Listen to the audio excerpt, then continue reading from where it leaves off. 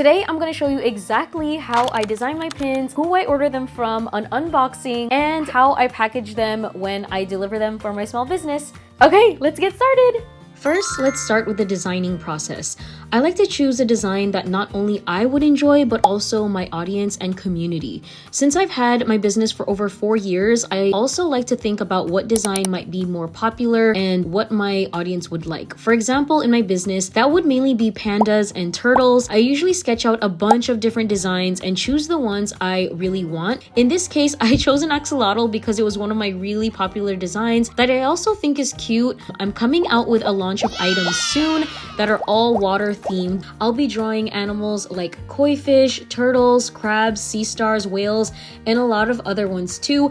And yes, that was a little sneak peek that new things are coming soon finally. So I'm really excited to work on this. By the way, let me know in the comment section what other water-based animals you would like to see in my next product launch. Before I move on to the next section, there are a lot of main things to think about when choosing a design for your hard enamel pin. Number 1 is, what is popular?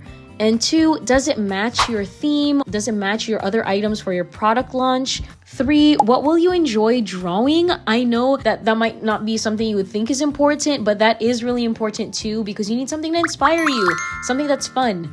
And here's some more detail things that you need to know specifically for hard enamel pins. You don't want too much detail on your artwork because things might be too tiny for them to fill the colors with. Another thing is that the shape does matter. You don't want something that's too pointy, is really long, or has sharp points in your artwork because of the edges. It's really hard to make it more stable, and also it's just not great if you're selling that and you don't want anybody to get hurt.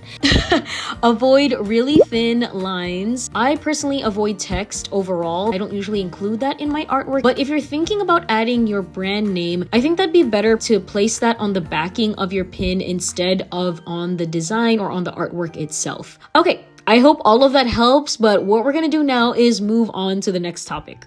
One thing that I really love to do is getting my feedback from my audience, and I think this is really important, especially if you have a small business, because you want your community and your audience to feel that they're a part of the process when you're creating things, especially if it's your own designs, because then they can be customized. So what I usually do is I like to put up a story and add a poll onto it so that I can easily see what the percentages are. In this case, I asked my audience if they prefer the silver axolotl or the gold-plated axolotl, and in this case, the silver one won. So I went with the silver design when I submitted it to my manufacturer. Speaking of manufacturers, the manufacturer who made my pins is GSJJ, and all their information is in the description below. So what I did was I finalized my art, and all I had to do was send it over to them. Now let me explain why this is so important. Usually when I used to order my pins from other companies, I had to send them Pantone colors. So if you don't know what Pantone colors are, there are ways for printing and manufacturing companies to know what colors you want for certain designs, and for me, my artwork. That took a lot from me before because I had to match exactly each color that I wanted on my design. I think it got a little bit complicated, but with GSJJ, all I had to do was literally send over my artwork as a PNG, and then they sent me back a finalized design and asked me okay, are these the right colors you want? Are these the right lining that you want? In this case, the silver one. And then I went into more details. So let me go ahead and show you guys what that looks like on the website, so that if you do decide to make pins with them, then you'll know exactly what to fill out. Okay, so here's all you need to know about the website. So first, you're gonna go to their website and click on the hard enamel pins, of course.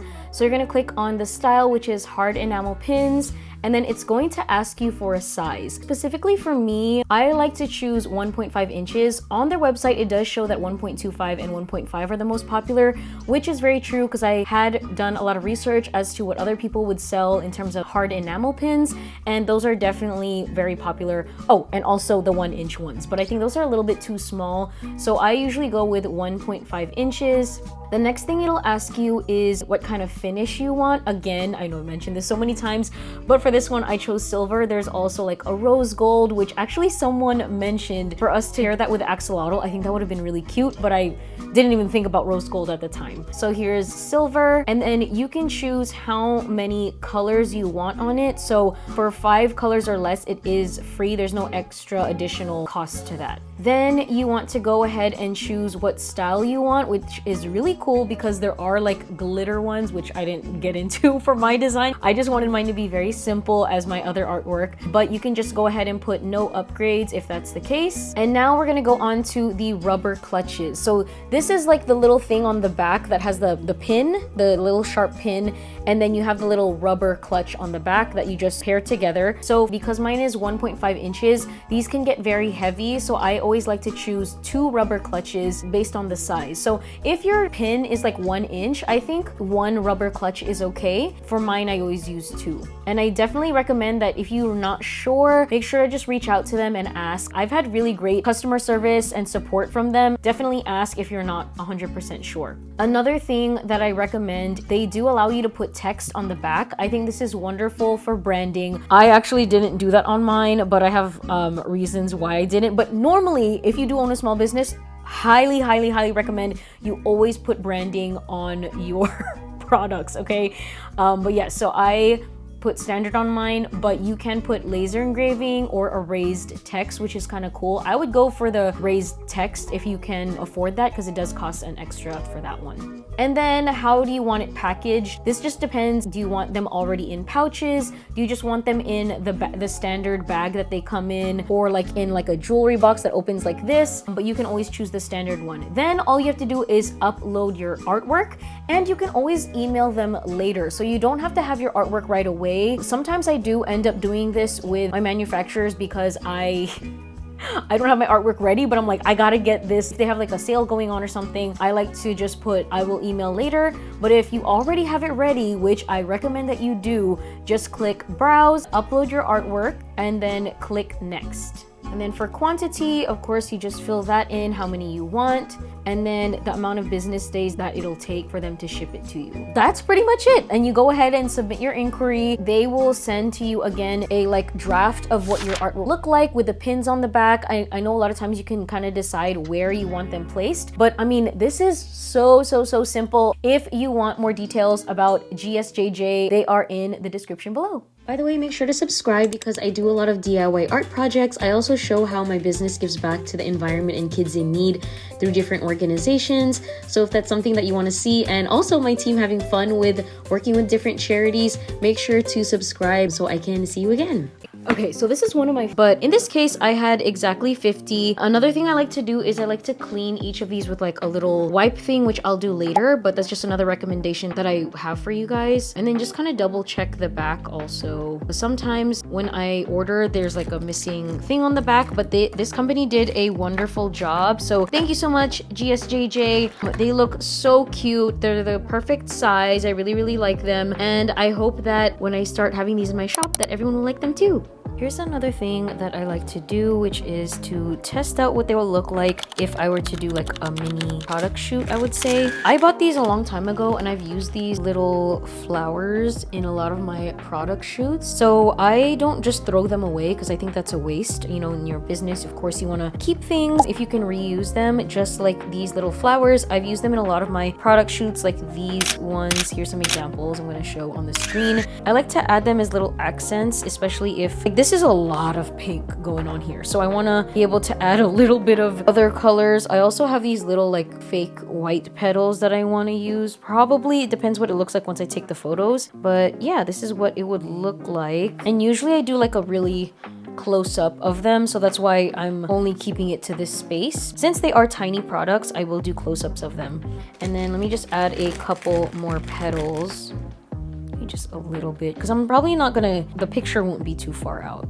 Yeah, I think that looks cute. And then a lot of times I'll just have one and then I'll have it look like that. So I'll also put the backing card on there, but I just want to do one where it's just the pins for now. Another thing I recommend is if you don't want them to stand like this, like kind of sideways because of the backing part, I would also put a little like styrofoam piece in here where these can like poke in so that they will just be flat like this. So the picture will be clearer.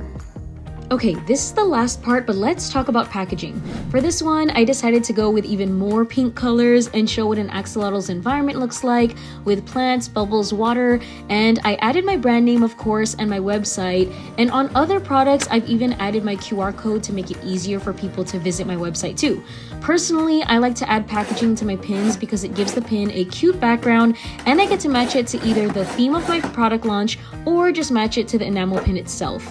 I print and cut these myself at home since I love testing out what the design will look like, and also it's easier for me to just make adjustments if needed.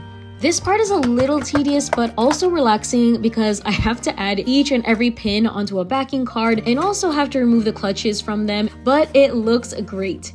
Then I package them into bags like this, but usually only for wholesale orders. If not for a wholesale order, I package them into glassine bags with the rest of the customer's orders so that it's more eco-friendly. Here is the final product. Let me know in the comment section if you guys have any other questions about how to make hard enamel pins, and make sure to click the subscribe button so I can see you guys again next time.